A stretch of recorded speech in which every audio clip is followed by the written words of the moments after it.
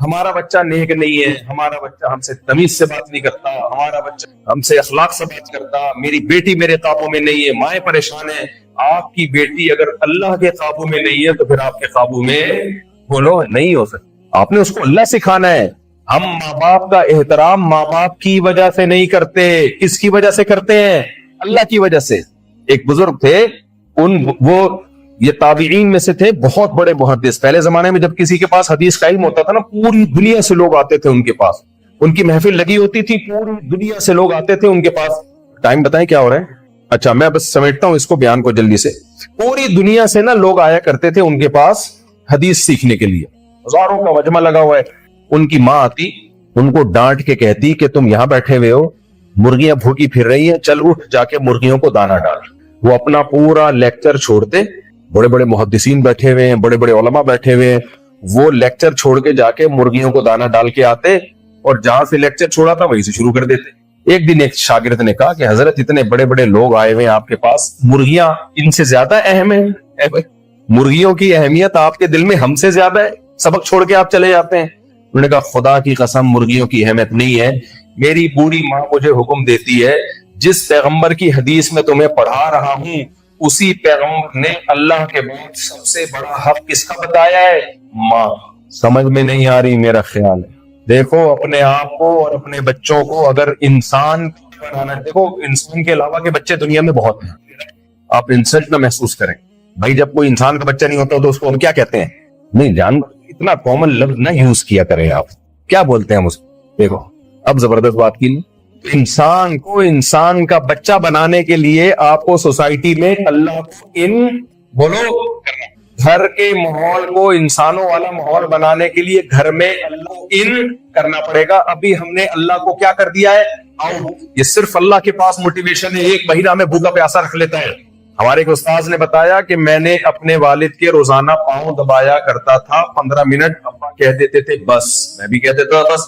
کہتے ایک دن ابا کی آنکھ لگ گئی تو میں عشاء سے لے کے فجر تک ان کے پاؤں دباتا رہا ہوں۔ فجر میں ابا کی آنکھ کھلی تو انہوں نے کہا اس وقت سے اب تک دبا رہے؟ میں نے کہا جی۔ کہتے اتنی دعائیں دی اور آج وہ دعائیں لگی ہوئی نظر آ رہی ہیں۔ یہ گورنمنٹ کے قانون سے ایسا ہو سکتا ہے ساری رات ابا کے پاؤں دبائے؟ اے بھائی، بخاری مسلم کی حدیث ہے، نبی صلی اللہ علیہ وسلم نے فرمایا پچھلی امتوں میں 3 آدمی غار میں پھنس گئے، پتھر آ کے گرا اور وہ غار میں بند، اب ان کو پتا تھا کہ بھوکے پیاسے مریں گے۔ تینوں نے کہا بھائی اللہ سے دعا مانگو کہ کوئی ہم نے زندگی میں نیکی کی ہو نا تو وہ نیکی کا اللہ کو واسطہ دو تاکہ اس مصیبت سے ہم نکلیں۔ میں بہت شارٹ کر کے سنا رہا ہوں۔ ان میں ایک نے دعا مانگی، اے اللہ میں کسی پہ عاشق تھا، کسی لڑکی پہ، اپنی چچا زاد پہ، زنا کی خواہش تھی، نہیں پوری کرنے دیتی تھی، قحط پڑا، مجبور ہو کے میرے پاس آئی، میں نے اپنی خواہش پوری کرنے کی کوشش کی۔ اس نے کیا کہا؟ مجھے پورا موقع مل گیا، لیکن اس نے کہا اتق اللہ، میں تو مجبور ہوں، تو مجبور نہیں ہے، اللہ سے ڈر۔ اے اللہ مجھے پوری قدرت تھی اس پہ لیکن تیرے خوف سے میں پیچھے ہٹ گیا۔ اللہ کے خوف کے علاوہ کوئی ہٹ سکتا ہے؟ عورت کو بھی عورت کا حق شوہر جب دے گا جب اس کے دل میں اللہ کا خوف ہو، ورنہ نہیں دے سکتا ہو۔ تو اے اللہ اگر میں نے تجھے خوش کرنے کے لیے کیا تھا تو جس مصیبت میں آج مبتلا ہوں اے اللہ اس مصیبت سے مجھے نجات دے دے۔ حدیث میں آتا ہے پتھر تھوڑا سا ہٹ گیا۔ دوسرے نے کہا اے میں جب گھر پہ بکریاں چرا کے آیا کرتا تھا تو میں دودھ پلاتا سب سے پہلے اپنے بوڑھے ماں باپ کو، اس کے بعد اپنے بیوی بچوں کو۔ جب میں آیا مجھے تھوڑی دیر ہو گئی، میرے بوڑھے ماں باپ سو گئے، اب میں کنفیوز تھا، ان کو اٹھاتا ہوں تو نیند خراب ہوگی اور ان سے پہلے میں کسی اور کو پلا دوں مجھے غیرت آتی تھی۔ ساری رات دودھ کا پیالہ لے کے ان کے سر کے سہارے کنارے پہ میں کھڑا رہا۔ کس کے حکم سمجھ کے؟ اللہ نے سب سے پہلے کس کا حکم بتایا ہے؟ کس کے حکم ہے؟ ماں باپ۔ غیر مسلموں کے ہاں باپ اور ماں کا اتنا بڑا مسئلہ نہیں ہے، اللہ کے ہاں سب سے بڑا مسئلہ ہی ماں باپ کا ہے۔ وَوَصَّيْنَا الْإِنسَانَ، اللہ کہتے ہیں میں نے وصیت کر دی ہے اپنے ماں باپ کے ساتھ اچھا سلوک کرنا۔ وصیت کا لفظ کب استعمال ہوتا ہے؟ جب آپ دنیا سے جا رہے ہوتے ہیں۔ جب آپ دنیا سے جا رہے ہوتے ہیں کوئی آڑی ترچھی چیزوں کی وصیت کرتے ہیں، یہ بہت اہم چیزوں کی کرتے ہیں۔ اللہ دنیا سے نہیں جاتا لیکن اللہ وصیت کا لفظ استعمال کر رہا ہے یہ بتانے کے لیے جیسے باپ مرتے ہوئے وصیت کرتا ہے، چھوٹی موٹی باتوں کی وصیت نہیں ہوتی، بہت بڑی باتوں کی ہوتی ہے، بہت اہم باتوں کی۔ تو میں بھی وصیت کر رہا ہوں، لہذا اس آرڈر کو ہلکا مت سمجھنا۔ کبھی دیکھا آپ نے چھوٹی، آپ مر رہے ہو بیٹے کھڑے ہوئے کاپی پین لے کے ابا مرتے ہوئے کیا وصیت کر رہے ہیں, بیٹا یہ بنیان استری کر کے دھوپ میں لٹکا دینا. ایسی وصیت دیکھی بھی آپ نے؟ بیٹا ایسا کرنا, میں نے گولے گنڈے والے کو بولا تھا کہ 3 پارسل کر دے, اب میں مر رہا ہوں تو 2 منگوا لینا, 1 رہنے دے گا. یہ وصیتیں نہیں, یہ آرڈر ہوتے ہیں, یہ وصیتیں نہیں ہوتی. وصیت بڑی بڑی چیزوں کی ہوتی ہے. بیٹا میں مر رہا ہوں, بہنوں کا خیال رکھ, مجھے پتا ہے تم کھانے پینے کے بہت شوقین ہو, ان کی جائیدادیں بھی کھا جاؤ گے, مت کھانا. کیونکہ میں نے بھی یہی کیا تھا, میں بھی یہی چلتا ہے نا مارکیٹ, میں بھی یہی کھایا تھا. مجھے خطرہ ہے تم بھی کیا کرو گے, جائیدادیں کھا جاؤ گے ان کی.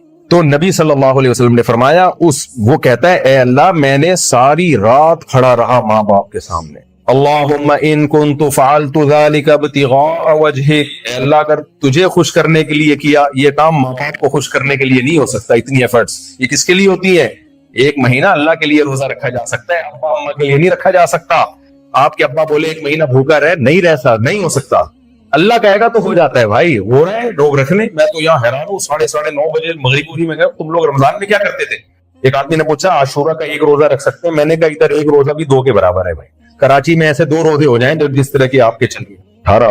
9:30 بجے تو مغرب ہو رہی ہے, 3 بجے صبح صادق اور 9:30 بجے مغرب. تو کتنا مشکل رمضان میں لوگوں نے رکھے, لوگ مجھے بتا رہے ہیں رکھتے ہیں بھائی, کہہ رہے ہیں افطاری کر رہے ہوتے ہیں اور صبح صادق, بس تراویح بھی ایسے ٹھکا ٹھک پڑھتے ہیں, بس صبح صادق کوئی رکھتے ہیں. اور آج سے نہیں رکھتے, ہم جب پرانی کتابوں میں دیکھتے ہیں تو اس میں فقہا نے یہ مسئلہ بیان کیا ہے کہ جو نارتھ اور ساؤتھ میں علاقے ہیں وہاں مسلمان کثرت سے روزے رکھتے, اس زمانے سے رکھتے چلے آ رہے ہیں. تو اس لیے آپ گھر میں اللہ کو ان کریں گے تو گھر میں برکت آئے گی, ریلیشن آپ کا کیا ہوگا, بولو مضبوط. اس نے کیا تو نبی نے فرمایا کہ اس نے کہا اللہ میں نے اگر تیرے لیے اپنے ماں باپ کی یہ خدمت کی ہے, جس مصیبت میں آج ہم مبتلا ہیں اس مصیبت سے ہمیں نکال دیے, بہت زیادہ چھڑک گیا. تو میرے بھائی آخری بات بس بیان کو میں سمیٹتا ہوں, دنیا میں بھی خوش رہنا چاہتے ہو, آخرت میں بھی خوش رہنا چاہتے ہو, تو میرے اور آپ کے پاس اسلام کے علاوہ کوئی آپشن. میری جو بہنیں یہاں بیٹھی ہوئی ہے, خواتین یہاں بیٹھی ہوئی ہے, آپ اسلام کو دل و جان سے فالو کرو اور اللہ کے حکم کے آگے چونو چرا مت کرو. ایک بارڈر دے دیا, بس اللہ نے آرڈر دے دیا کہ میاں کی مخالفت کرنی ہے یا ماننی ہے. دیکھو ڈر لگ رہا ہے, یہ کہتے ہیں سربراہ کون ہے, گھر کا سربراہ کون ہے, یہ تو آپ کے فائدے کی چیز ہے. گھر کا سربراہ کون ہے, ہسبینڈ. گھر کا سربراہ کون ہے, ہسبینڈ. اللہ نے مرد کو حکم دے دیا آپ کے لیے صرف آپ کی بیوی. بیوی کو بول سکتے ہو both are made for each other, کسی اور سے ایسا فری ہونے کی آپ کو اجازت. یہ کس کا حکم ہے, اللہ. دل چاہے یا نہ چاہے, بس اللہ نے بول دیا. گھر کے نان نفقے کی ذمہ داری کس کے ذمہ ہے, مرد کے ذمہ. اولاد کے نان نفقہ کس کے ذمہ, وعلی المولود له رزقهن وکسوتهن بالمعروف. اللہ نے بول دیا نا قرآن میں تھوڑی بول رہا ہوں. ادھر ادھر دل مت لگاؤ, آنکھ مٹکا مت کرو. آنکھ مٹکا سمجھتے ہو جو کرتے ہو, اس کو کیا کہتے ہیں؟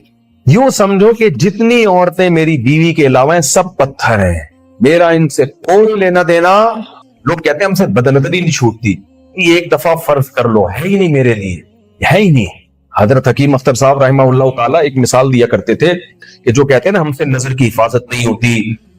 دیکھو ضرورت کے وقت دیکھنا تو ایک مجبوری ہے, جائز ہے. کسٹمر کوئی خاتون ہے آ گئی تو ٹھیک ہے, ان سے ڈیلنگ کرنی پڑتی ہے دفتر میں کسی سے. اللہ دلوں کے حالات کو جانتا ہے. واللہ یعلم المفسد من المصلح, دل کا فسادی کون ہے اور کون فسادی نہیں ہے یہ اللہ جانتا ہے. تو حکیم اختر صاحب رحمہ اللہ تعالیٰ فرمایا کرتے تھے کہ جو لوگ کہتے ہیں نا ہم سے بدنظری نہیں چھوٹتی, کہتے ہیں بتاؤ کوئی مونچھوں والا ایس ایچ او بیٹھا ہوا اور اس کی بیٹی بیٹھی ہوئی ہو اور وہ ایس ایچ او کو دیکھ رہا ہو کہ یہ ادھر دیکھ رہا ہے کہ نہیں دیکھ رہا, چھوٹے گی کہ نہیں چھوٹے گی بھائی؟ تو اللہ کا خوف ایس ایچ او سے بھی کم ہے, اور اس میں اپنا فائدہ ہے اس میں. تو اللہ کو آپ گھروں میں ان کریں. کیسے ان کریں, بس میں چند باتیں سمجھا دیتا ہوں. سب سے پہلے کیا کرنا ہے آپ نے, دیکھو ہم ایک مسلم کنٹری میں رہتے ہیں, ہمارے لیے اپنے بچوں کے اور اپنے ایمان کو بچانا آسان. چاروں طرف ایمان کی باتیں ہو رہی ہے, چاروں طرف مساجد. آپ کو یہاں کتنا لمبا سفر کر کے مسجد میں آنا پڑتا ہے. ہم تو گھر سے نکلے سامنے مسجد, اذانوں کی آوازیں صبح شام گونجتی رہتی ہیں, حتیٰ کہ محلے پڑوس میں جنازوں کا بھی پتہ چلتا ہے. جمشید کا انتقال ہو گیا, سلیم بھائی کا, امام لوگ کتنے لمبے لمبے جنازے ہوتے ہیں. ہمارے مسجد کے محلے کے امام صاحب تھے, وہ جب کسی کا انتقال ہو جاتا تھا نا تو وہ اتنی ٹینشن دیتے تھے کہ لگتا تھا 2-4 بندے اور مر جائیں گے. پوری رننگ کمنٹری, فلاں کا انتقال ہو گیا, ان کو ہاسپٹل سے لایا جا رہا پھر ان کو غسل دیا جا رہا ہے. اب جنازے کی چارپائی گھر سے چل پڑی ہے, جنازہ گاہ میں لایا جا رہا ہے. لوگ کہتے تھے رننگ کمنٹری چل رہی ہے, سلیم اللہ سے کلیم اللہ, کلیم اللہ سے ہاکی میں نہیں چلتی تھی. تو ہم تو میرے بھائی ایک مسلم کنٹری میں رہتے ہیں, چاروں طرف آپ غیر مسلم کنٹری میں رہتے ہو. آپ کے لیے اپنے بچوں کا ایمان بچانا, آپ کے لیے اپنے بچوں سے ریلیشن رکھنا بڑا مشکل ہے. جب ریلیشن صرف اسلام پیدا کرتا ہے, میں بار بار یہ بات کہہ رہا ہوں نا, اللہ سے ریلیشن بھی اسلام, مخلوق کا آپس میں ریلیشن بھی اسلام. اگر اسلام کو نکال دو گے تو ریلیشن ہوگا کتنا, nice to meet you, thank you, بس. اس سے زیادہ ریلیشن دیکھو غیر مسلم بھی ملتے ہیں آپس میں, nice to meet you, how are you, fine, ختم. ابا سے مل رہے ہیں, dad how are you, fine, آج فادر ڈے ہے, گلدستہ بھیجا ہے آپ کے لیے, میں آیا ہوں, بیل نہیں کھولے دروازہ, باہر رکھ کے جا رہا ہوں. ریلیشن تو ہے ان کا. ابا آپ کو اولڈ ہاؤس میں جمع کرانا کس کی ذمہ داری ہے, یہ, کیونکہ میں آپ کا بیٹا ہوں. میں کیا ہوں, آپ کا بیٹا. یہ بھی جب ابا ہوں, بعض دفعہ نہیں بھی ہوتے, پھر اما ہی ہے سب کچھ. تو ریلیشن کی ایسی کی تیسی ہوگی کہ نہیں ہوگی. مدر ڈے, بھائی ہمارا روز ڈے مدر ڈے ہے, روز ہمارا مدر ڈے ہے. ہم نے ماں باپ کی روز خدمت کرنی ہے. میاں بیوی کا ریلیشن بھی کیا ریلیشن ہے, وہ اپنے خرچے پہ پل رہی ہے, آپ اپنے خرچے پہ پل رہے ہو. رات کو اکٹھے ہو جاتے ہیں, گھر نہیں ہے تو ہوٹل ہو گیا بھائی. رات کو آپ بتاتے ہیں میں اس سلسلے میں حاضر ہوا ہوں, بچے بھی نہیں ہو رہے, وہ بھی اتنی عمر کے بعد جا کے ہوتے ہیں. پھر وہ بچے, وہ ایک آدھ بچہ, ان کو بھائی بہنوں کی نعمت سے محروم. آپ کو اپنا بچپن یاد نہیں ہے کیسے بھائی بہنوں میں کھیلا کرتے تھے؟ کہاں گئے بھائی بہن ہی, مارکیٹ سے کیا ہو گئے, شارٹ. ایک آدھ بچہ ہے, وہ بچے ہی ختم. بھائی بہن, بچوں کو بچے دینا ان پر بھی احسان ہے. ان کو بھائی بہن تو دو کھیلنے کے لیے, کس کے ساتھ کھیلیں گے وہ؟ میں کتنے بچوں کو جانتا ہوں ڈپریشن کے مریض ہیں, ایب نارمل ہیں. کیوں؟ ان کے ساتھ کھیلنے کے لیے بھائی بہن بولو نہیں ہے ہی نہیں, ڈپریشن میں چلے گئے. ہمیں تو اپنا بچپن یاد آتا ہے, کتنا کھیلتے تھے, لڑتے بھی, مارتے پیٹتے بھی, سوری شکایتی ٹٹو بنے رہتے تھے ہر وقت. اس نے کیا ہے, وہ کہتے اس نے کیا ہے. یہ بچپن کی زندگی ایک ہوتی ہے, سب ایسی کی تیسے. تو یہ جوانی کے مزے ہیں. تھوڑی سی ایج آپ کی ہو جائے گی نا, تو پھر میری باتیں آپ کے اچھوں کو بھی سمجھ میں آئیں گی. بھی نہیں آ رہی کیونکہ ابھی آپ جوان ہو, ابھی کوئی کسی کی کوئی گرل فرینڈ ہوگی, کسی کی بوائے فرینڈ, کیا شادی بچے, یہ کیا. بھائی تھوڑا سا بڑھاپا آئے گا. جو بزرگ حضرات بیٹھے ان سے پیش کی معذرت کے ساتھ, کسی نے کہا کہ بڑھاپے میں اور جوانی میں کیا فرق ہے؟ جواب دینے والے نے کہا جوانی میں حسینوں کے نمبر ہوتے ہیں موبائل میں, اور بڑھاپے میں حکیموں کے نمبر ہوتے ہیں. یہی فرق ہے نا. تو اس لیے اپنے گھروں میں بھی اسلام لے آؤ, سوسائٹی میں بھی اسلام لے آؤ. خدا کی قسم بڑی مزے کی زندگی گزرے گی. اللہ کہتا ہے فَلَنُحْيِيَنَّهُ حَيَاةً طَيِّبَةً, مزے کی زندگی صرف اسی کو دوں گا جو اسلام کو فالو کرے گا, صرف اسی کو ملے گی مزے کی زندگی. تو گھروں میں اسلام لانا کیسے, بس یہ میں جلدی سچی مچی میں جلدی بیان کروں. سب سے پہلے آپ نے گھر وہاں لینا ہے جہاں مسجد قریب, مسجد سے رشتہ جوڑنا ضروری ہے. دوسری بات, گھر میں ڈیلی روزانہ کوئی دینی کتاب کا معمول بنائیں. ریاض الصالحین صحیح احادیث کا مجموعہ ہے. آپ تھوڑا سا بیوی بچوں کو ٹائم دیں, بالکل مارکیٹ سے شارٹ نہ رہے. ابھی آپ نہیں ہے کراچی میں گزار لیں گے, بچوں سے آپ کا ریلیشن ہو جائے گا زور, پھر بڑھپے میں بچے آپ کو لیفٹ نہیں کرائیں گے. ابھی سے بچوں سے ریلیشن بنائے, ان کو بتایا کریں بیٹا میں جمشید ہی نہیں ہوں, تمہارا ڈیڈی بھی ہوں. صحیح ہے, میں صرف وسیم نہیں ہوں, میں رشتے میں کیا لگتا ہوں. ایک صاحب جاب کرتے تھے نا, سال کے بعد آتے تھے 2 مہینے گھر میں. ایک دن وہ آئے گھر میں تو بیل بجائی, بچہ آیا, کہتے امی سے کہہ رہے کوئی صاحب آئے ہوئے. ابا کے بارے میں کیا کہہ رہے ہیں, امی ایک صاحب آئے ہوئے. تو یہ ہو جائے گا بھائی. تو اس لیے ٹائم دیں, تھوڑا بیٹھا کریں ان کے ساتھ, گھر میں ریاض الصالحین کا معمول بنا لیں. کیا خیال ہے بھائی؟ اور کوشش کریں کوئی گیدرنگ رکھیں, ہوگی آپ لوگ کی گیدرنگ جس میں سب ملا کریں, اور اس میں مذہبی ڈسکشن ہوا کرے. کسی ایسے مذہبی اسکالر کو بلا لیا کرے جو فرقواریت کی آگ نہ لگائے. ایسا نہ ہو آ کے وہ یہ پگڑی ہری پگڑی, ٹانگیں چوڑی پتلی ٹانگیں, رفع الدین نہیں رفع الدین, یہ بحثوں میں آپ لوگ بچے ہوئے ہو, بچا کے رکھو. جو جس طرح پڑھ رہے ہیں ٹھیک ہے, پڑھنے دو اس کو. تو یہ ہر ہفتے کوئی نہ کوئی, یہاں بھی ماشاءاللہ علماء ہیں, میں بھی ملا 45 سال سے. ایک بزرگ ہے, کیا نام ہے ان کا, ہاں قاری عبد الوہاب صاحب, 45 سال پہلے یہاں آئے تھے, فری میں بچوں کو پڑھاتے تھے قرآن. لوگ بچوں کو قرآن نہیں پڑھنے دیتے تھے, وہ فری میں پڑھاتے تھے. پوری زندگی ان کی یہاں گزری. ان سے اصلاحی تعلق قائم کریں, اس طرح سے اپنے ریلیشن کو مضبوط کریں. سمجھ رہے ہیں؟ بچوں کو لازمی قرآن پڑھائیں آپ, ٹھیک ہے. اسکول کی تعلیم تو بہت ضروری ہے, تھوڑا قرآن سے رشتہ رہے ان کا, اور تفسیر سے رشتہ رہے ان کا, مسجد سے ان کا رشتہ رہے, آنا جانا لگا کے رکھے. آپ اگر 5 نمازیں نہیں پڑھتے نا تو صرف نماز چھوڑنے کا گناہ نہیں ہوگا، ایمان سے جانے کا خطرہ ہے آپ کا۔ تو اسلام کے علاوہ بھائی دنیا کے پاس نجات کا کوئی راستہ نہیں ہے۔ میں اکثر بیان میں ایک مثال دیتا ہوں، اب مثال تو میں پاکستان کی دوں گا نا، ان علاقوں کے تو مجھے نام یاد نہیں ہے۔ آپ کراچی سے پشاور جا رہے ہیں، ٹرین میں سفر کر رہے ہیں، آپ کے ساتھ کوئی دوست بڑے اچھے آپ کے ساتھ بیٹھ گئے، یا کوئی خاتون ہے آپ کے ساتھ، کوئی خاتون بیٹھ گئی، آپ نے ان سے دل لگایا، گپ شپ ہو گئی۔ انہوں نے اترنا ہے ملتان اسٹیشن پہ، آپ نے جانا ہے پشاور اسٹیشن پہ۔ اب آپ کو ان کے ساتھ اتنا لائف کو آپ نے انجوائے کیا، اتنی اچھی اخلاق والی یا وہ اخلاق والے، اب مجھے نہیں پتا آپ کی فیلنگ کیا ہے، واللہ اعلم، جو بھی تھے۔ تو اب جب وہ ملتان اسٹیشن پہ بندہ آپ کا دوست اتر رہا ہے، آپ پھوٹ پھوٹ کے رو رہے ہو، اسٹریس میں جا رہے ہو، ڈپریشن میں جا رہے ہو، یار 2 گولیاں لے کر آؤ، آج میں پاگل ہو رہا ہوں، کیا ہو گیا بھائی، یہ بندہ اتر رہا ہے، مجھے یہ بہت اچھا لگتا ہے، میں اس کو نہیں چھوڑ سکتا۔ تو لوگ کہیں گے نا بھائی تمہیں جب پتا تھا کہ اس کا اسٹیشن ملتان ہے، تمہارا اسٹیشن پشاور ہے، تو اتنا فری کرانے کی کیا ضرورت تھی، اس کو ٹائم پاس کرتے، کہیں گے کہ نہیں کہیں گے؟ اور اگر اتنی ہی محبت ہے تو پھر چلے جاؤ اسی کے ساتھ ملتان۔ آپ نے نہیں یار میرا تو جانا ہے، میرا تو گھر کاروبار خاندان سارا پشاور میں، اچھا چلو پھر اس کو اپنے ساتھ لے جاؤ۔ نہیں بھائی یہ کہاں جائے گا میرے ساتھ، اس کا گھر کہاں ہے، ملتان میں۔ تو لوگ کہیں گے نا تمہاری کھوپڑی کیا ہے، بولو آؤٹ۔ جس سے جتنی محبت کرنی چاہیے، اسلام محبت سے منع نہیں کر رہا، کیونکہ محبت ہی آپ کو کے سارے ریلیشن کو مضبوط کرتی ہے، آپ سے حقوق دلواتی ہے، دوستیاں یاریاں یہ ساری محبت ہی کی وجہ سے بنتی ہیں۔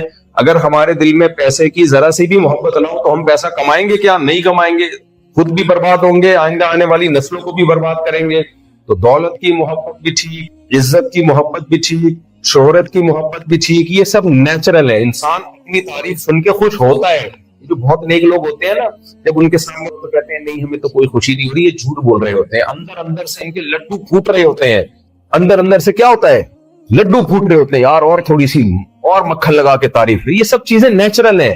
اخبار میں جب انسان اپنا نام دیکھتا ہے خوش ہوتا ہے، یوٹیوب پہ اپنا کوئی تعارف دیکھتا ہے خوش ہوتا ہے، یہ سب چیزیں نیچرل ہیں۔ لیکن اسلام کہتا ہے ان کو چاہتوں کو اعتدال میں لے کر آؤ، لمٹ کو کراس کرنے کی کوشش نہ کرو۔ اگر ہم اللہ اس کے رسول صلی اللہ علیہ وسلم کو، اسلام کو فالو نہیں کرتے تو 100% یہ لمٹ کراس ہوگی۔ عثمان لیاقت رحیم یار خان سے کہتے ہیں جی شریعت میں جو چیز حرام ہے وہ حرام ہے اور جو چیز حلال ہے وہ حلال ہے، تو یہ کیوں کہا جاتا ہے کہ بعض فقہا کے نزدیک حلال ہے اور بعض فقہا کے نزدیک حرام ہے؟ شرعی حکام تو سب ایک جیسے ہی ہوتے ہیں نا بھی لکھا ہوا ہے آخر میں۔ جناب عثمان لیاقت صاحب، بات آپ کی ٹھیک ہے، شریعت میں کچھ حلال ہے کچھ حرام ہے جو بہت واضح ہیں، لیکن کچھ چیزیں ایسی ہیں جن میں دلائل دونوں طرف ہوتے ہیں، اور یہ حدیث سے ثابت ہے۔ نبی صلی اللہ علیہ وسلم نے ارشاد فرمایا، صحیح حدیث ہے، الحلال بین والحرام بین، حلال بھی واضح ہے حرام بھی واضح ہے، لیکن آپ نے خود فرمایا وبینہما امور، اس کے بیچ میں کچھ ایسے امور ہیں کہ وہ بہت سے لوگوں پر مشتبہ ہیں، یعنی ان میں دلائل دونوں طرف ہوں گے، کیونکہ آپ صلی اللہ علیہ وسلم کو معلوم تھا نا کہ یہ امت اجتہاد کرے گی۔ دیکھیں نبی صلی اللہ علیہ وسلم نے ایک لشکر کو بنو قریظہ کی طرف بھیجا اور فرمایا کہ جب تک وہاں پہنچ نہ جاؤ عصر کی نماز نہیں پڑھنا۔ اب وہ لشکر جب جانے لگا تو عصر کی نماز راستے میں قضا ہونے لگی۔ اب ان کا اختلاف ہو گیا، بھائی پڑھنی ہے کہ نہیں پڑھنی۔ ایک فریق نے کہا بھائی نبی صلی اللہ علیہ وسلم نے فرمایا کہ عصر کی نماز وہاں پہنچے بغیر کی پڑھنی ہے، لہذا ہم تو یہاں قضا کریں گے۔ ان کے نزدیک یہ تھا کہ فرض یہ تھا کہ قضا کر دی جائے نماز، کیونکہ نبی کا حکم ہے۔ دوسرے فریق نے کہا بھائی نبی کی منشا یہ نہیں تھی، نبی کا مطلب یہ نہیں تھا، نبی نے تو ہمیں حفاظت کے پیش نظر کہہ دیا کہ عصر کی نماز راستے میں نہ پڑھو، مقصد یہ تھوڑی تھا کہ نماز ہی قضا کر دو۔ نماز قضا کرنے پر تو قرآن کے واضح الفاظ ہیں، حافظوا علی الصلوات والصلاۃ الوسطی، درمیانی نماز یعنی عصر کی خاص طور پہ حفاظت کرو تم۔ تو اب ان میں اختلاف ہو گیا، تو ایک فریق نے پڑھی ایک نے نہیں پڑھی۔ اب دونوں فریق جب نبی کے پاس آئے ہیں تو آپ صلی اللہ علیہ وسلم نے کسی کو بھی ملامت نہیں کی۔ تو اس میں آپ نے اپنے عمل سے ایک اصول بتا دیا کہ بھئی جب دلائل دونوں طرف ہوں گے تو اس میں اگر فقہا کا اختلاف ہو جائے تو کسی ایک فریق کو بھی 100% غلط نہیں کہا جائے گا اور گمراہ نہیں کہا جائے گا۔ دوسری حدیث میں بھی یہ مضمون ہے، آپ نے فرمایا کہ المجتہد اذا اجتہد، جب کوئی مجتہد اجتہاد کرتا ہے، مجتہد کہتے ہیں کہ جس کے پاس قرآن و سنت کا بہت واضح علم ہو، بہت گہرا علم ہو اور بہت مہارت ہو، اور پھر اللہ نے ان کو قرآن و حدیث سے مسائل نکالنے کا ملکہ بھی دیا ہو۔ تو آپ صلی اللہ علیہ وسلم نے فرمایا جب مجتہد اجتہاد کر کے کوئی رائے قائم کرتا ہے فَإِنْ أَصَابَ فَلَهُ أَجْرَانِ، اگر وہ درست نتیجے تک پہنچے تو اس کو 2 اجر ملتے ہیں، وَإِنْ أَخْطَأَ فَلَهُ أَجْرٌ وَاحِدٌ، اگر اس سے غلطی بھی ہوتی ہے تو بھی 1 اجر ملتا ہے۔ تو کچھ چیزیں تو واضح طور پر حلال ہیں، جیسے گائے کا گوشت ذبح کر کے آپ نے اللہ کا نام لے کے کھا لیا، حلال ہے۔ اونٹ کا گوشت حلال ہے، بکرے کا گوشت حلال ہے، ان میں کوئی اختلاف نہیں ہے۔ اور نباتات حلال ہیں، بہت ساری چیزیں اللہ نے حلال کی ہیں جن کے حلال ہونے میں امت میں کوئی اختلاف نہیں، بہت وضاحت کے ساتھ بتا دیا۔ لیکن کچھ چیزیں ایسی ہیں جو بعض فقہا کے نزدیک حرام ہیں، بعض فقہا کے نزدیک حلال ہیں۔ وجہ اس کی ہے کہ ان میں دلائل ایسے واضح نوعیت کے نہیں ہیں۔ مثال کے طور پر سمندر کی مخلوق میں کیا مچھلی حلال ہے یا مچھلی کے علاوہ بھی مخلوق حلال ہے؟ تو اب امام ابو حنیفہ اس حدیث سے استدلال کرتے ہیں احلت لنا میتتان السمک والجراد، نبی صلی اللہ علیہ وسلم نے فرمایا 2 مردار ہمارے لیے حلال ہیں، ایک مچھلی اور ایک ٹڈی، یعنی ان کا وہ ذبح کیے بغیر بھی ہم کھا سکتے ہیں، تو مچھلی کو مستثنیٰ کیا ہے۔ اور دیگر علماء کہتے ہیں احل لکم صید البحر، اللہ نے سمندر کے شکار کو اس آیت میں حلال قرار دیا ہے۔ امام ابو حنیفہ کی طرف سے اس کا جواب یہ ہے کہ بھائی اگر سمندر میں مچھلی کے علاوہ مخلوق حلال ہے پھر تو یہ ہپو آپ میرے پیچھے دیکھ رہے ہیں یہ بھی حلال ہوگا، یہ بھی تو زیادہ تر پانی میں ہی رہتا ہے، مگرمچھ بھی حلال ہوگا، یہ بھی تو زیادہ تر پانی میں ہی رہتا ہے۔ تو اس لیے امام ابو حنیفہ کا قول ہے کہ بھائی مچھلی کے علاوہ کچھ بھی حلال نہیں ہے، اور ہمیں صحابہ تابعین سے ملتا بھی نہیں ہے کہ مچھلی کے علاوہ کچھ کھایا ہو۔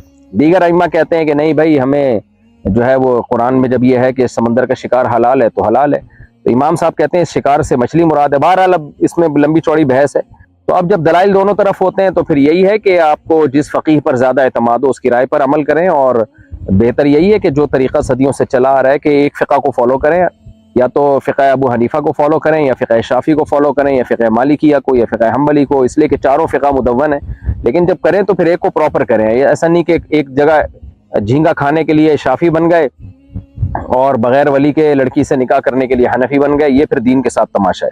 تو یہ چیزیں قرآن و سنت ہی سے ثابت ہیں، فقہا کا اختلاف، تو اس میں امت کی خیر ہے، اس لیے کہ اس اختلاف کا فائدہ یہ ہوتا ہے کہ جہاں شدید ضرورت ہوتی ہے، جہاں ایک اجتماعی ضرورت ہوتی ہے تو پھر اس قول پہ بھی فتویٰ دینے کی گنجائش ہوتی ہے، دوسرے فقہا کا قول ہے جس میں گنجائش ہے۔ مثال کے طور پر جھینگے کا بزنس بہت ہوتا ہے، تو اب اگر بزنس کو بھی حرام کہہ دیا جائے تو بہت سارے لوگوں کی تجارت خراب ہو جائے گی، بہت سارے مسائل ہوں گے، تو اس میں حنفی بھی یہی کہتے ہیں کہ بھائی بزنس کی حد تک جائز ہے، کیونکہ اس میں اتفاق نہیں ہے اس کے حرام ہونے میں، تو اس اختلاف میں رحمت ہے، لیکن نارملی ایک فقہ کو فالو کرنا چاہیے اور باقیوں کو بھی ٹھیک سمجھنا چاہیے۔ تو میں نے یہ آپ کے اس سوال کا جواب دیا ہے کہ فقہا میں اختلاف کیوں ہوتا ہے اور یہ کیوں کہا جاتا ہے کہ بعض فقہا کے نزدیک حرام ہے، بعض فقہا کے نزدیک حلال ہے، اس لیے کہ اجتہاد اس امت کا خاصہ ہے، اس امت کو اللہ نے اجتہاد کی صلاحیت دی ہے اور ان کو فقہا کو حکم دیا ہے کہ آپ غور و فکر کریں، اور یہ قرآن سے بھی ثابت ہے اجتہاد کا حکم۔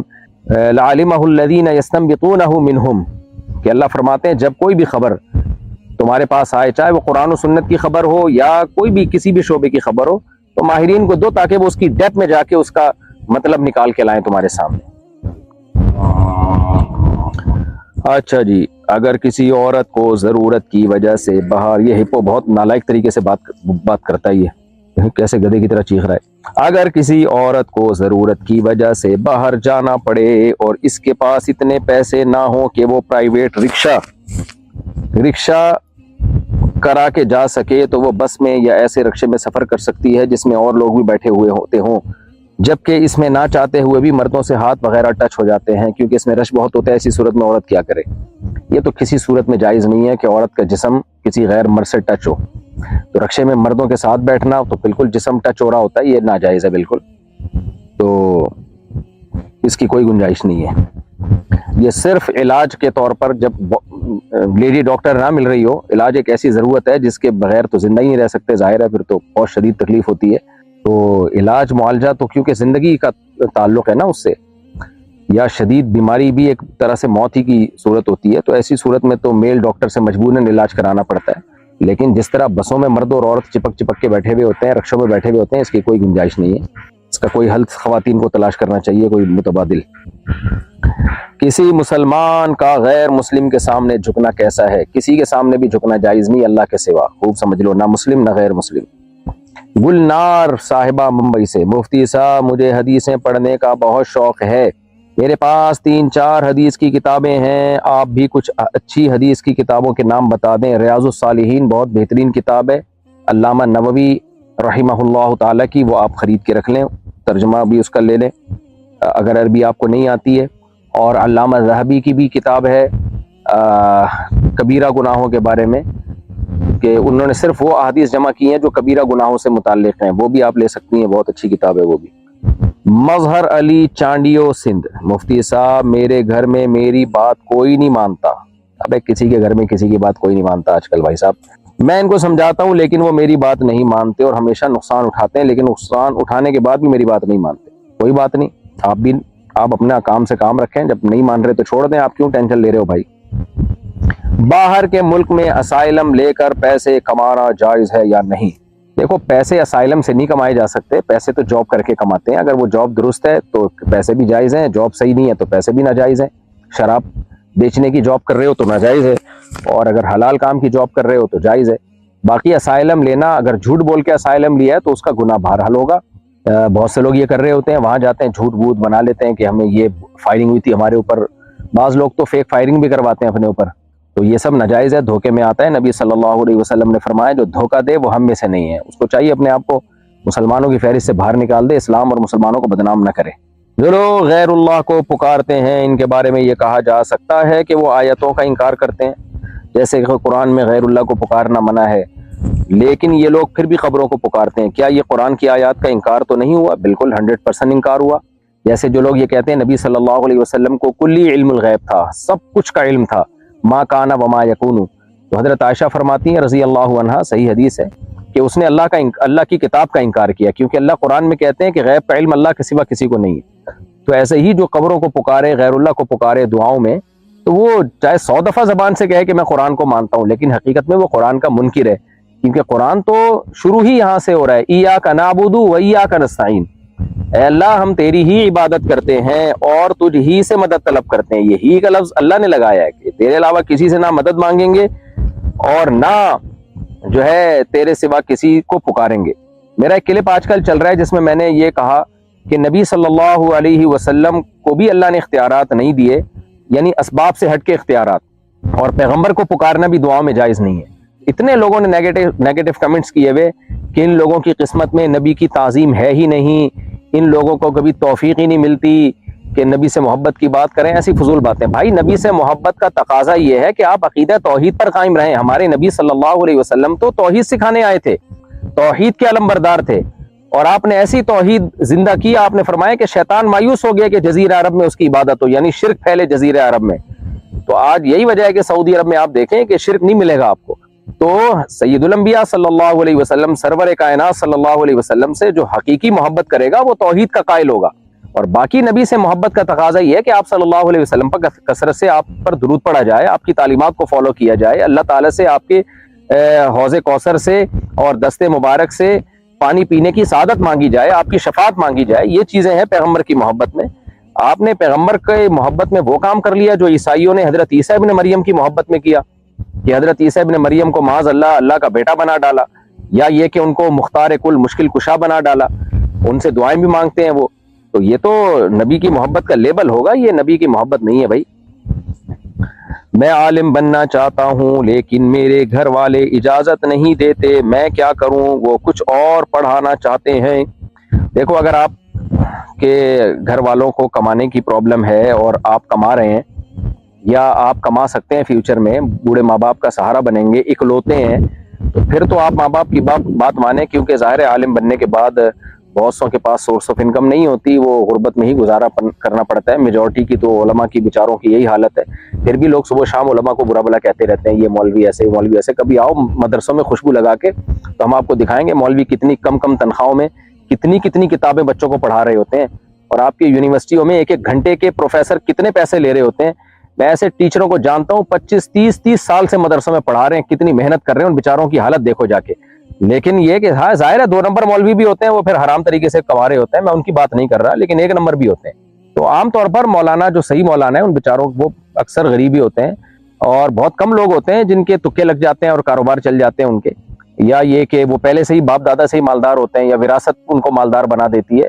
لیکن میجورٹی تو علماء صلحاء میں غربا اور مساکین ہی کی ہے، تو اس لیے ماں باپ کو ڈر ہوتا ہے مولوی بن جائے گا تو ہم بھی ایسے ہی پڑے رہیں گے، یہ بھی۔ تو اس لیے اگر آپ اکلوتے ہیں اور ماں باپ کو یہ ڈر ہے کہ کمانے کھلانے والا ہمیں کوئی نہیں ہوگا تو ایک الگ بات ہے. لیکن اگر آپ کے اور بھی بھائی ہیں تو پھر آپ اگر عالم بننا چاہیں تو پھر ماں باپ آپ کو روکنے کا حق نہیں ہے. یہ مسئلہ بھی علماء نے بیان کیا ہے اور صحیح شریعت کے دلائل کو سامنے رکھ کے ہی بیان کیا ہے کہ ماں باپ کے حقوق کی بھی ایک لمٹ ہے. تو مثال کے طور پر بچہ چاہتا ہے میں بزنس کروں, ماں باپ کہتے ہیں نہیں تو ڈاکٹر ہی بنے گا, تو یہ زبردستی ہے. اس میں اگر بچہ ماں باپ کی نافرمانی کرتا ہے تو انشاءاللہ امید ہے گناہگار نہیں ہوگا. تو بچہ چاہتا ہے میں سفر پہ جاؤں, ماں باپ زبردستی روک رہے ہیں, وہ پڑھنے کے لیے جانا چاہتا ہے, کاروبار کے لیے جانا چاہتا ہے, بلا وجہ روک رہے ہیں اس کو, تو یہ جو ہے نا اس میں ماں باپ کی اطاعت واجب نہیں ہے. تو ایسی یہاں بھی یہی مسئلہ ہے. تو اگر آپ جو ہے عالم بننا چاہتے ہیں اور ماں باپ روک رہے ہیں تو محبت سے ماں باپ سے بات چیت کریں, ان کو سمجھائیں کہ میں دنیا اور آخرت میں آپ کے لیے فخر کا ذریعہ بنوں گا, آپ کی مغفرت کا ذریعہ بنوں گا, دین کی خدمت اللہ مجھ سے لے گا.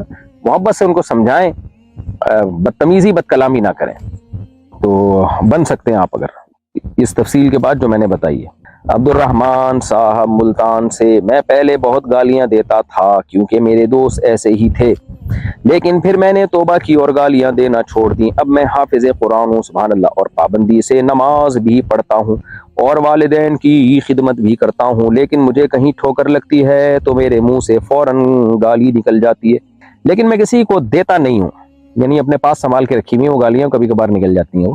مجھے ڈر ہے کہ میری اس وجہ سے پکڑ نہ ہو جائے. میرے بھائی یہ جو گالیوں کی عادت ہے نا, یہ بھی چرس اور ہیروئن کی طرح ہوتی ہے, نہیں چھوٹتی. جب ایک دفعہ منہ پہ گالیاں آ جائیں, عادت پڑ جائے, نہیں چھوٹتی. تو اب اس کا حل یہی ہے کہ آپ کے منہ سے جب گالی نکلے آپ کچھ پیسے صدقہ کریں اور یہ التزام کریں اپنے اوپر کہ جب بھی مجھ سے میرے منہ سے گالی نکلے گی, بے شک کسی اور کو نہ نکلے, ہوائی فائرنگ ہی ہو, تو میں اتنے پیسے صدقہ کروں گا. اور اماؤنٹ اتنا ہونا چاہیے کہ تھوڑا سا دل پہ چوٹ لگے کہ یار کچھ جیب سے نکلا ہے, اور اتنا زیادہ بھی نہیں ہونا چاہیے کہ وہ پیسے نکالنا ہی مصیبت بن جائے آپ کے لیے, اتنا کم بھی نہیں ہونا چاہیے کہ آپ کو کوئی تکلیف ہی نہ ہو. تو وہ آپ اپنی آمدن کے حساب سے اپنے لیے سزا متعین کر سکتے ہیں, سزا رکھیں. انشاءاللہ آہستہ آہستہ یہ جو ہوائی فائرنگ والی گالیاں ہیں یہ والی بھی انشاءاللہ ختم ہو جائیں گی. میرا بھائی 5ویں کلاس تک پڑھا ہوا ہے, لیکن میں جس جگہ پہ بیٹھا ہوا ہوں نا, یہاں شیر بھی آ سکتا ہے, اور یہاں کچھ دن پہلے ادھر آ کے پانی پی رہا تھا شیر, تو بس ہمت کر کے بیٹھا ہوا ہوں. اوئے ہوئے آواز کہاں سے آ رہی ہے؟ اچھا میرے بھائی, یہاں بہت دفعہ آئے ہیں شیر اور ہپو وپو تو بہت آتے رہتے ہیں, کوئی پیچھے سے آ رہا ہو تو مجھے آپ لوگ پہلے بتا دینا بھائی. اچھا میرے بھائی, میرا بھائی 5ویں کلاس تک پڑھا ہوا ہے, لیکن بہت اچھی انگلش آتی ہے. کم پڑھا ہوا ہونے کی وجہ سے اچھی جگہ رشتہ نہیں ہو رہا, تو کیا ہم نقلی مارک شیٹ بنا سکتے ہیں؟ دھوکہ دینا جائز نہیں ہے میرے بھائی, میٹرک کر لو نا, کیا جا رہا ہے, جب انگلش سیکھ لی تو میٹرک کرنا تو اور آسان ہے. میرا بھائی 5ویں کلاس تک پڑھا. اچھا یہ ہو گیا. انڈیا سے کسی نے پوچھا ہے, مفتی صاحب, استغفر اللہ بھائی صاحب, کہہ رہے ہیں مجھے لڑکوں کی طرف رغبت ہے, میں کوئی گناہ نہیں کرتا اور انشاءاللہ گناہ کرنے کا سوچوں گا بھی نہیں, لیکن دل و دماغ میں لڑکوں ہی کی سوچیں آتی ہیں, غلط خیالات آتے ہیں. خود کو بہت کنٹرول کیا ہے لیکن میری عادت ختم نہیں ہو رہی, کیا میرے لیے یہ آزمائش ہے؟ یقیناً آزمائش ہے, بہت بڑی آزمائش ہے. آپ لڑکوں کی طرف دیکھنا چھوڑ دیں, ان کا تصور کرنا چھوڑ دیں, اور فوراً سے پہلے آپ شادی کریں, جتنا جلدی ہو سکے. آپ جتنا دیر سے شادی کریں گے نا, آپ کی عادت بگڑتی چلی جائے گی, اور پھر عورت میں اور بیوی میں وہ آپ کو اٹریکشن ہی ختم ہو جائے گی. تو اس لیے جلد سے جلد آپ شادی کریں, تو شادی کرنے کے بعد انشاءاللہ آہستہ آہستہ آہستہ آپ کے دل میں یہ اٹریکشن ہی ختم ہو جائے گی. نہیں ہو تو دوسری بھی کر لیں آپ. تو جتنا انسان نیچر پہ چلتا ہے نا, اتنا غیر فطری چیزوں سے دور ہو جاتا ہے وہ. تو آپ جلد سے جلد نکاح کریں گے, انشاءاللہ آپ کی یہ عادت ہی ختم ہو جائے گی, اور آپ کو رغبت ہی ختم ہو جائے گی. اور جب تک جو ہے نکاح نہیں ہوتا, آپ اپنے آپ کو دور رکھیں. یہ بہت بڑی آزمائش ہے. اگر آپ گناہ سے بچیں گے, اس کے بدلے میں اللہ آپ کو دنیا اور آخرت کی بہت زیادہ انشاءاللہ برکتیں عطا فرمائے گا. پر اگر خدا نہ خواستہ اس گندگی میں پڑ گئے نا, تو پھر بہت مصیبت ہو جائے گی اس گندگی سے نکلنا. میری بیٹی کے دادا اس کے نام پر کچھ پیسے بینک میں رکھنا چاہ رہے ہیں, میں منع کر رہی ہوں, لیکن وہ میری نہیں سن رہے. ایسے مجھے کیا کرنا چاہیے؟ منع کرنا چاہیے آپ کو. سود سے پیسے کمائیں گے, بچی کو بھی حرام کھلائیں گے, تو منع کریں. اور یہ کیا, یہی ہو سکتا ہے. مان جائیں ٹھیک ہے, نہیں مانیں تو جو آپ کی استطاعت ہے اس کے بقدر ہی منع کر سکتی ہیں آپ, اس سے زیادہ کیا آپ مکلف نہیں ہیں. خاندان کے دوسرے لوگوں کو بتائیں. اچھا بیٹی بھی آپ کی ہے نا, تو پھر تو آپ سختی بھی کر سکتی ہیں. دادا سے بولیں میری بیٹی ہے, میں اب حرام کام کے لیے آپ میری بچی کا پیسہ استعمال کر رہے ہو, تو تھوڑا سا جتنی آپ کے اندر استطاعت ہے اتنی آپ سختی کر سکتی ہیں. اگر 4 رکعت والی نماز میں پہلی اتحیات بھول جائیں تو نماز ہوگی یا نہیں؟ جی ہاں, سدا صاحب سے نماز ہو جائے گی. سلمان علی میرٹھ انڈیا سے، میں آن لائن لیڈیز سوٹ کا کام کرتا ہوں، ویسے تو اکثر مال خرید کر بیچتا ہوں، لیکن اس دفعہ میرے ایک جاننے والے نے مجھے مال دیا ہے، اس کی قیمت مجھے بتا دی ہے، میں اس کی تصویریں لگا کر اپنا پروفٹ رکھ کر بیچوں گا، جبکہ مال پر میرا پورا قبضہ بھی نہیں ہے۔ جب آرڈر آئے گا تو دوست سے لے کر کسٹمر کو دے دوں گا، کیا یہ کام کرنا جائز ہے؟ جبکہ اس میں میرا رسک بھی ہے کہ اگر کسٹمر نے مال واپس کر دیا تو اس کے جو چارجز لگیں گے وہ نقصان میرے اوپر آئے گا۔ بھائی اس کو رسک نہیں کہتے، یہ واپس کرنے میں جو چارجز آئیں وہ نقصان آپ پر ہو۔ رسک کا مطلب یہ ہوتا ہے کہ ایک چیز آپ کے قبضے میں آئے، اس دوران وہ اگر چھن گئی، ضائع ہو گئی تو آپ کا نقصان ہو۔ تو یہ جو آپ نے طریقہ بیان کیا ہے نا، یہ جائز نہیں ہے۔ دیکھیں، کیونکہ آپ نے نہ پہلے کپڑا خریدا اور نہ اس پہ قبضہ کیا، خریدے اور قبضے کیے بغیر آگے کسی کو بیچ دیا، یہ تو صریح حدیث میں اس کی مخالفت ہے۔ آپ صلی اللہ علیہ وسلم نے فرمایا لا تبیع ما لیس عندک، جو چیز تمہارے پاس ہی نہیں ہے، تمہاری ملکیت میں ہی نہیں ہے، تم اس کو بیچ نہیں سکتے آگے۔ تو اب یا تو آپ ایسا کریں کہ اپنے دوست سے پہلے خرید لیں، خرید کے اپنے قبضے میں یا اپنے کسی نمائندے کے قبضے میں لے لیں، پھر آگے آپ بیچیں، جو سمپل طریقہ ہے۔ دوسرا طریقہ یہ ہے کہ آپ بیچیں نہیں، آپ بیچنے کا وعدہ کریں۔ آپ کسٹمر سے کہیں کہ بھائی یہ کپڑا ہے تو میں تمہیں انشاءاللہ بیچوں گا، میں تمہیں دوں گا فیوچر میں، تم اگر دلچسپی رکھتے ہو تو میں ارینج کرتا ہوں اور اتنے کا دوں گا۔ تو وہ کہتے کہ ٹھیک ہے میں انٹرسٹڈ ہوں، تو آپ نے اپنے دوست سے وہ خریدا، اپنے قبضے میں لیا، پھر آپ کسٹمر کو کہیں ہاں بھائی تم خریدتے ہو، تم نے کہا تھا کہ میں خریدوں گا، تو بتاؤ اب خرید رہے ہو؟ وہ کہتے ہیں ہاں میں خرید رہا ہوں، تو آپ بیچ دیں۔ اگر وہ کہے نہیں میں نہیں خرید رہا، تو پھر وہ آپ کی ہیڈک ہے، آپ کو رکھنا پڑے گا۔ یہ طریقہ جائز ہے۔ اور تیسرا طریقہ یہ ہو سکتا ہے کہ آپ خرید کے بیچیں ہی نہیں، بلکہ آپ دو پارٹیوں کے درمیان کمیشن ایجنٹ بن جائیں۔ آپ کسٹمرز کو یہ کہیں کہ بھائی یہ میں تمہیں ارینج کر کے دوں گا، اور بیچنے والے کو بھی کہیں کہ یہ کپڑا تمہارا ہے، میں بکواؤں گا، اور لہذا اس میں جو بھی چارجز آئیں گے اگر وہ واپس کرتا ہے اس کے چارجز یا کسی بھی، وہ سارے تمہارے ذمہ ہیں، میرا کام ہے اپنا کمیشن لے کے پتلی گلی سے نکل جانا۔ تو یہ بالکل کلیئر کریں، تو اس طرح سے آپ اس کو خرید و فروخت اس کی کر سکتے ہیں۔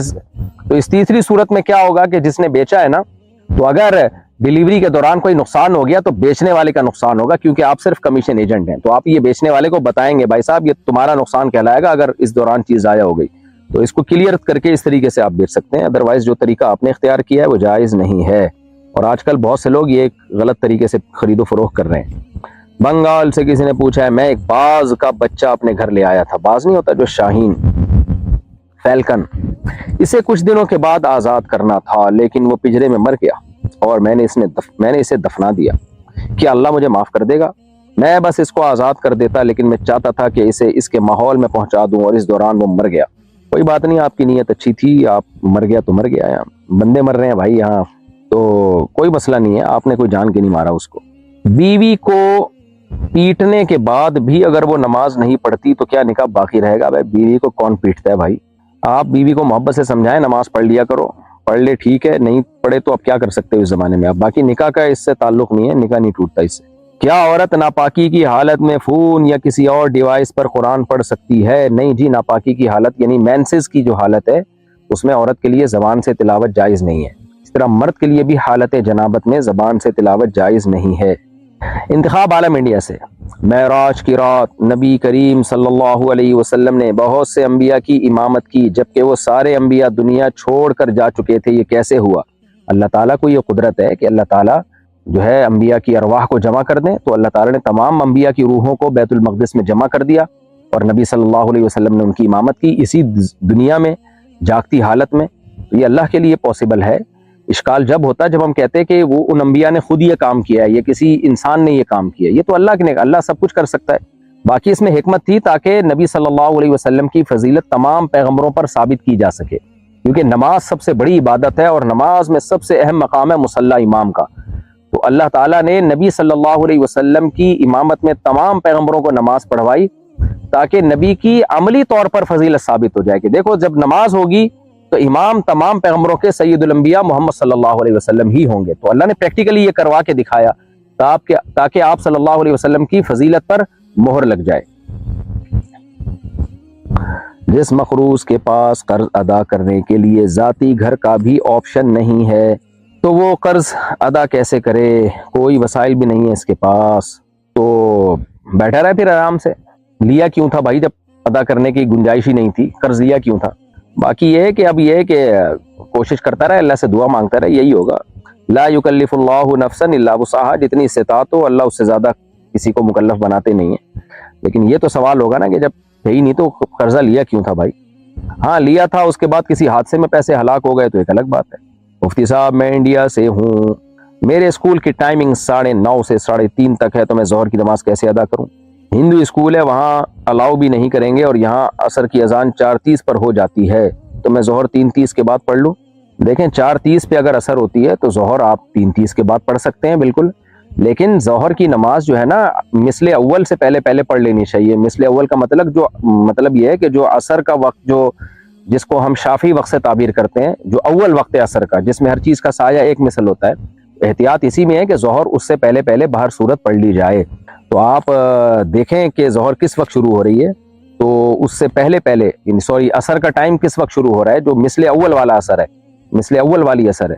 تو جب مثل اول کا ٹائم شروع ہو رہا ہے تو اس سے پہلے آپ ظہر پڑھ لیں. میرا خیال ہے انڈیا میں 4:30 بجے مثل اول ہی ہوتی ہے, تو اس سے پہلے آپ ظہر پڑھ لیں. بہرحال نماز قضا کرنا کسی صورت میں جائز نہیں ہے, یہ آپ دماغ میں اچھی طرح بٹھا لیں, چاہے ہندوؤں کے اسکول میں پڑھا رہے ہوں یا عیسائیوں کے اسکول میں. رکوع میں 3 دفعہ کیا پڑھتے ہیں؟ رکوع میں 3 دفعہ سبحان ربی العظیم, سبحان ربی العظیم, سبحان ربی العظیم, یہ پڑھتے ہیں. 3 دفعہ سے زیادہ پڑھنے پر بھی پابندی نہیں ہے, زیادہ بھی پڑھ سکتے ہیں. میں باہر ملک میں رہتا ہوں, یہاں مجھے جمعے کی نماز پڑھنے کے لیے نہیں جانے دیتے کیونکہ مسجد بہت دور ہے. میں کیا کروں؟ کہیں میں جمعہ چھوڑنے سے کافر تو نہیں ہو جاؤں گا؟ اگر مسجد دور ہے لیکن ہے اسی شہر کے اندر ہی, تو آپ کو جمعہ پڑھنے کے لیے جانا پڑے گا. 3 جمعے اگر کوئی چھوڑ دینا تو روایت حدیث کے مطابق اس پہ مہر لگ جاتی ہے, اور جمعہ چھوڑنا بہت بڑا گناہ ہے. آپ ایسا کریں, اپنے باس کو ایک لیٹر لکھیں, بہت ہی محبت کے ساتھ اس کو ہدیے دیں, تحفے دیں, کیونکہ غیر مسلم کنٹریز میں ایسا ہوا ہے. مجھے خود لوگوں نے بتایا کہ ہمیں اجازت نہیں تھی جمعہ پڑھنے کی, تو کہہ رہے ہم نے لیٹر لکھ کے دیا, اور بڑی مکھن لگائے باس کو, کہا کہ سر میں اتنا ٹائم جو ہے اضافی لگا دوں گا, جو میرا جمعے کے ٹائم پہ آنے جانے میں جو ٹائم خرچ ہوگا نا 1 گھنٹہ 1.5 گھنٹہ, تو میں ایکسٹرا دے دوں گا وہ کمپنی کو, اور اس کے میں کوئی پیسے الگ سے نہیں لوں گا. اس طرح سے آپ کریں گے تو انشاءاللہ اجازت مل جائے گی. اور اگر آپ سمجھتے ہیں بہت دور ہے پھر بھی نہیں ملے گی, تو 4-5 بندے اور تلاش کریں آپ اپنی کمپنی میں ہی, جہاں آپ جاب کرتے ہیں مسلمان تلاش کریں, تو وہیں پر جمعہ قائم کریں پھر. لیکن بہرحال شہر کے اندر اگر جمعے کی نماز ہوتی ہے تو آپ کو جمعہ پڑھنا پڑے گا. مفتی صاحب میں اپنی خالہ کی بیٹی سے محبت کرتا ہوں, نکاح کا پیغام بھیجا ہے لیکن وہ لوگ منع کر رہے ہیں کیونکہ میری عمر 20 سال ہے, لڑکی کی عمر 23 سال ہے, میں کیا کروں؟ تو لوگ تو منع کریں گے کیونکہ ان کو تھوڑی محبت ہے, محبت تو آپ کو ہے نا, تو آپ کا دل چاہ رہا ہے نا, لوگوں کا دل تھوڑی چاہ رہا ہے, تو لوگ تو کریں گے کہ وہ تو کیڑے نکالتے رہیں گے. خود جو آپ کو منع کر رہے ہیں ان میں سے کسی کو عشق ہو جاتا تو پھر دیکھتے, وہ تھوڑی مانتا کسی کی. اس لیے آپ بھی اگر بے وقوف ہیں تو لوگوں کی باتوں میں آ کے منع کر دیں. اگر آپ کو تھوڑی سی اللہ نے سینس اور عقل دی ہے تو لوگوں کی باتوں میں نہ آئیں, اور جہاں آپ کا دل چاہ رہا ہے وہاں آپ شادی کر لیں, چاہے 3 سال عمر میں بڑی ہو یا 30 سال عمر میں بڑی ہو, اس سے کوئی فرق نہیں پڑتا. آپ کو اگر دل چاہ رہا ہے تو کریں آپ. میری شادی کو 10 سال ہو گئے ہیں, میں دوسری شادی کرنا چاہتا ہوں, جس سے دوسری شادی کر رہا ہوں اس کو پتہ نہیں ہے کہ میں شادی شدہ ہوں, کیا اس کو بتانا ضروری ہے کہ میں شادی شدہ ہوں اور میرے 4 بچے ہیں؟ جی ہاں بتانا ضروری ہے. اگر آپ نہیں بتائیں گے دھوکے کا گناہ ہوگا, یہ بدترین خیانت ہے بیوی کے ساتھ, کہ آپ شادی کر رہے ہو اور اس کو بتا نہیں رہے کہ پہلی یہ بھی موجود ہے, 4 بچوں کے باپ ہو آپ, اور آپ چھپا رہے ہو. یہ بہت ہی بےغیرتی ہے, کیونکہ میں اس میں مجھے غصہ اس لیے آ رہا ہے کہ لوگ یہ بےغیرتی کرتے ہیں, اسلام کی جو اجازت ہے اس کا غلط فائدہ اٹھاتے ہیں. چلو پہلی جب شادی ہو رہی تھی اس وقت تو آپ کے نکاح میں کوئی عورت ہی نہیں تھی نا, اس وقت آپ نے کر لی. اب جب دوسری ہو رہی ہے تو آپ کو دوسری کو تو بتاؤ آپ کے میں جو ہے پہلی میری بیوی موجود ہے اور میں 1 دن بعد آپ کی باری دوں گا, اور میرے 4 بچے بھی ہیں, سب بتائیں. آپ کو کچھ چھپانا جائز نہیں آپ کے لیے. جیسے ہم صحابہ کے بارے میں کہتے ہیں کہ فلاں صحابی شہید ہوئے, تو اس کو اگر اس طرح کہہ دیں کہ وہ قتل ہوئے تو کیا یہ جائز ہے؟ ہاں یہ بھی جائز ہے, کوئی حرج نہیں ہے. قرآن میں خود ہے کہ افئن مات او قتل انقلبتم علی اعقابکم. اسی طرح یا ایھا الذین آمنوا لا تکونوا کالذین کفروا وقالوا لاخوانهم اذا ضربوا في الارض او ماتوا لو كانوا عندنا ما ماتوا وما قتلوا. تو قتل کی نسبت بھی جائز ہے کہ ان کو قتل کر دیا گیا لہذا وہ شہید ہو گئے, قتل کی وجہ سے شہید ہوئے. تو قتل ہونا اور شہید ہونا ایک دوسرے کے اپوزٹ نہیں ہے, اس سے کوئی فرق نہیں پڑتا.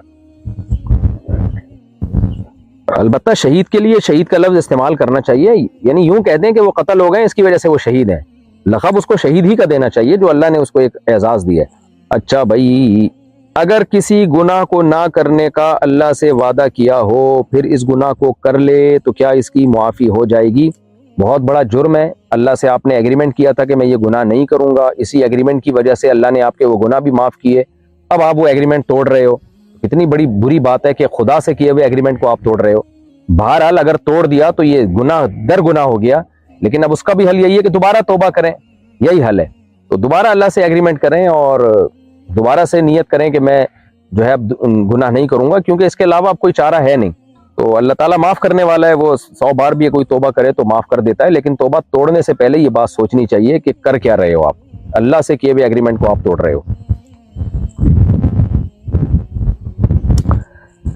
کیا اپنے والدین کی چیز بغیر پوچھے کھا لینا چوری ہے؟ ہاں جی، والدین کی چیز بغیر پوچھے کھا لینا چوری ہے، لیکن یہ ایسی چوری نہیں ہے کہ جس پہ ہاتھ کٹتا ہو، بہرحال ہے تو چوری بری چیز ہے۔ اب کیا کھا رہا ہے یہ مجھے نہیں پتا۔ اب میں جیسے کھایا کرتا تھا، جب بھی دودھ میں ملائی جمی ہوتی تھی تو چپکے سے میں کھا لیا کرتا تھا، ابا اماں غصے ہوتے تھے، ابا تو نہیں اماں غصے ہوتی تھی، دودھ کا بیڑا غرق ہو جاتا تھا، تو یہ بھی چوری تو تھی بہرحال، لیکن کیا کریں، اب ملائی ہم سے چھوڑی نہیں جاتی تھی، تو ہم کچن میں گھستے تھے اور دیکھتے تھے، ڈھکن ہٹایا ڈڑنگ کر کے اتنی موٹی ملائی جمی ہوئی ہے، فوراً چمچ سے ساری صاف کی، دودھ کا کیا بیڑا غرق۔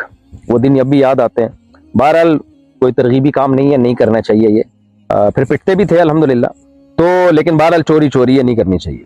محمد شیر خان منصوری انڈیا سے، اگر مورتی کے سامنے اگربتی جلائیں تو کیا یہ حرام ہے؟ اور اگر یہ کام مجبوری میں کرنا پڑے تو اس کا کیا حکم ہے؟ دیکھیں، اگربتی مورتی کے سامنے جلانا اگر کسی قوم میں عبادت سمجھا جاتا ہے، یہ عبادت ہے، میرا تو یہی خیال ہے کہ مورتیاں جلانا اگربتیاں جلانا مورتی کے سامنے یہ عبادت کے طور پہ ہی ہوتا ہے، تو پھر تو کافر ہو جائیں گے اسی وقت، اگر کوئی مسلمان یہ کام کرتا ہے مشرک ہو جائیں گے۔ اور اگر عبادت کے طور پہ نہیں ہے اگربتی جلانا، بلکہ اس نیت سے ہے کہ یہاں لوگ عبادت کرنے کے لیے آئیں گے تو ان کو تھوڑی خوشبو ملے، تو بھی یہ کام مسلمان کے لیے حرام اور گناہ کبیرہ ہے۔ باقی مجبوری میں کرنا پڑے تو کیا مجبوری ہے، جان کا خوف ہے تو الگ بات ہے، اور اگر ملازمت ہی یہی ہے تو پھر تو ناجائز ملازمت ہے۔ کیوں اگربتیاں جلا رہے ہو بھائی مندر میں جا کے؟ ان کو، غیر مسلموں کو ان کی کام کرنے دو جو ان پہ سوٹ کرتے ہیں، آپ مسلمانوں والے کام کرو۔ ہاں، جان کا خوف ہو تو ایک الگ بات ہے۔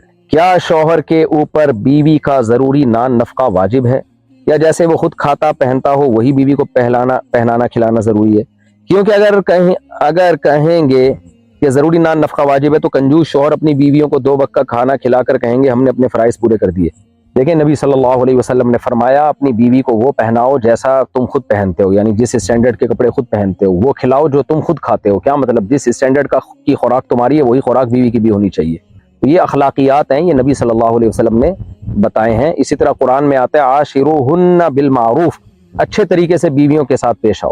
تو باقی قانون یہ ہے، ایک ہوتا ہے اخلاقیات، ایک ہے قانون۔ کیا مطلب؟ کورٹ کے ذریعے عورت شوہر سے کتنا نان نفقہ لے سکتی ہے؟ تو کورٹ کے ذریعے اتنا نان نفقہ لے سکتی ہے جتنا اس خاتون کے خاندان میں رواج تھا۔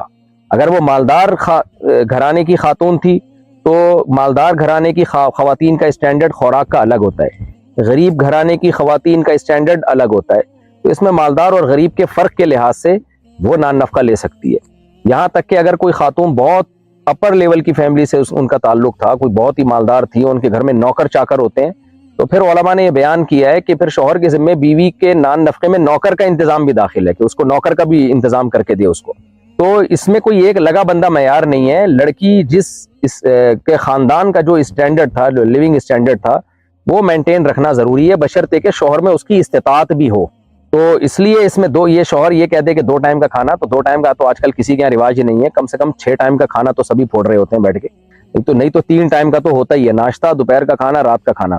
تو یہ تو غریب سے غریب گھروں میں بھی ہوتا ہے، تو اس لیے شوہر 2 ٹائم کا کھانا دے کے جان نہیں چھڑا سکتا۔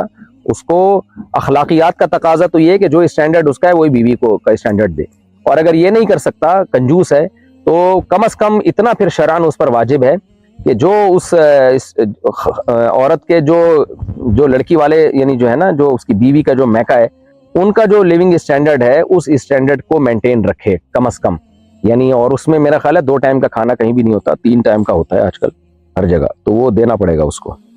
باقی خواتین کو بھی چاہیے نا کہ شوہر کی جیب کو بھی دیکھ کے مطالبہ کیا کریں۔ میں ان خاتون کی بات نہیں کر رہا، ان کے علاوہ اور جو ابھی میرے مسائل کے چینل دیکھ رہی ہیں ان کے علاوہ کی بات کر رہا ہوں۔ تو بعض دفعہ شوہر بیچارہ غریب ہوتا ہے، مالی حالات خراب ہو جاتے ہیں، تو پھر اس میں عورت کو شریک حیات ہوتی ہے نا، تو شریک حیات کا مطلب یہ ہے کہ پھر روکھی سوکھی میں شوہر کے ساتھ شریک ہو جائے، لیکن اس میں یہ بھی ضروری ہے کہ وہ خود بھی تو روکھی سوکھی کھا رہا ہو نا، ایسا نہ ہو باہر مرغے بریانی پھوڑ رہا ہو، گھر میں آ کے بے روزگاری کی باتیں کرتا ہو کہ میں پیسے نہیں ہے پیسے نہیں ہے، تو باہر جا کے کیا کیوں پھوڑتا ہے پھر اتنی چیزیں، گٹکے کے پیسے تیرے پاس کہاں سے آتے ہیں؟ اچھا خیر جی، محمد سہیل میواس سے نماز پڑھنے کے لیے کیا نیت کرنی چاہیے؟ زکوٰۃ دینے کی نیت کرنی چاہیے بھائی، نماز کے پڑھنے کے لیے نماز کی نیت کرنی چاہیے، اور وہ ہوتی ہے جب آپ کھڑے ہوتے ہیں تو کس سلسلے میں آئے ہوئے ہوتے ہیں مسجد میں، اللہ اکبر کہہ کے کیا کر رہے ہوتے ہیں آپ، تو اتنا استحضار دل میں ہونا چاہیے کہ میں نماز پڑھ رہا ہوں، اور اگر فرض پڑھ رہا ہوں تو فرض کی نیت، دل میں استحضار ہو کہ میں ظہر پڑھ رہا ہوں یا عصر پڑھ رہا ہوں، بس اتنا استحضار، سنتیں پڑھ رہا ہوں تو فرض نہیں پڑھ رہا، بس اتنا کافی ہے، البتہ وطر میں بھی الگ سے نیت ضروری ہے کہ وطر پڑھ رہا ہوں، بس اتنا کافی ہے، باقی زیادہ ڈیٹیل والی جو آج کل نیتوں کی پوری گردانے پڑھ رہے ہوتے ہیں یہ ثابت نہیں ہے اور یہ ٹھیک نہیں ہے، اس کو چھوڑ دینا چاہیے۔ کسی مسلمان کی شرک پر موت ہو تو اس کے لیے مغفرت کی دعا یا اس کے لیے توبہ استغفار کر سکتے ہیں؟ ہرگز نہیں۔ اگر شرک پر موت کے بعد استغفار کی پرمیشن اللہ کسی کو دیتا تو سب سے پہلے حضرت ابراہیم علیہ السلام کو اجازت دیتا کہ وہ اپنے والد کے لیے استغفار کریں، لیکن اللہ نے ان پر بھی پابندی لگائی، قرآن میں آتا ہے، اور نبی صلی اللہ علیہ وسلم پر پابندی لگائی اپنے چچا ابو طالب کے لیے جو ہے ان کے لیے دعا کریں، تو شرک کے لیے مشرک کے لیے دعا کرنے کی اجازت نہیں ہے۔